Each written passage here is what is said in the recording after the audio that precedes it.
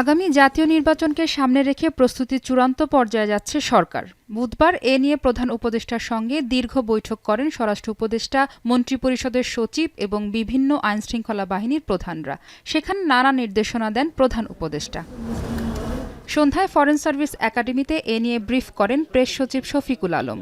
জানান, সংস্কারসহ সব প্রস্তুতি সম্পন্ন হলে রোজার আগেই নির্বাচন হতে পারে। এজন্য ডিসেম্বরের মধ্যেই সব নির্বাচনী প্রস্তুতি শেষ করার নির্দেশ দিয়েছেন প্রধান উপদেষ্টা।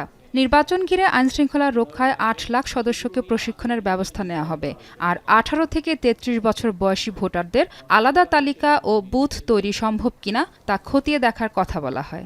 আইনশৃঙ্খলা বাহিনী যাতে কঠোরভাবে আইন প্রয়োগ করে এই আগামী মাসগুলোতে নির্বাচনকে সামনে রেখে উনি নির্দেশ দিয়েছেন যে এই পুরো ৮ লক্ষই যাতে এই ইলেকশনটা কিভাবে হবে আর শান্তিপূর্ণভাবে ইলেকশনটা যাতে হয় সেটার প্রশিক্ষণ তাদেরকে ইনশিওর করার কথা বলেছেন, যে তাদেরকে প্রশিক্ষণ করতে হবে এবং এই কাজটা করতে হবে ডিসেম্বরের মধ্যে।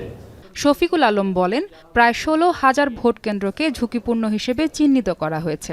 প্রতিটি কেন্দ্রে থাকবে সিসিটিভি ক্যামেরা, পুলিশের বডি ক্যামেরা এবং জুডিশিয়াল ম্যাজিস্ট্রেটদের নজরদারি। ডিসি, এসপি ও উপজেলা নির্বাহী কর্মকর্তাদের দৈব চয়ন পদ্ধতিতে নিয়োগের কথাও জানানো হয়। জুডিশিয়াল ম্যাজিস্ট্রেটদের অনেক সময় এই ভোট বিষয়ে তাদের প্রশিক্ষণের অভাব থাকে, তো তাদের কিভাবে ভালোভাবে প্রশিক্ষণ দিয়ে ভোটের জন্য তাদেরকে প্রস্তুত করা যায় সে বিষয়ে আজকে নির্দেশনা এসেছে। দরকার হলে রিহার্সাল নির্বাচন করতে হবে যাতে অনুশীলন হয়। ভোটের আগে আইনশৃঙ্খলা পরিস্থিতি স্বাভাবিক রাখতে ৭ দিনের মধ্যে পুলিশ সদস্য নিয়োগের নির্দেশ দেওয়া হয়েছে। পাশাপাশি নারী ভোটারদের জন্য বিশেষ প্রশিক্ষণ এবং মিডিয়ার জন্য আগাম নীতিমালা তৈরির কথাও উঠে আসে।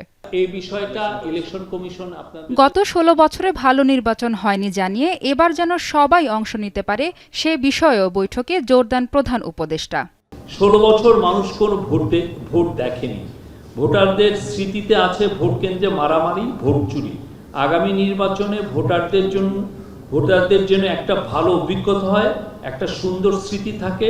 প্রথম ভোট যারা দিবে এটা তাদের জন্য গৌরবের, সেজন্য ভালো অনুভব করে। মক ভোট করে মাহফুজা বৃষ্টি, এখন, ঢাকা।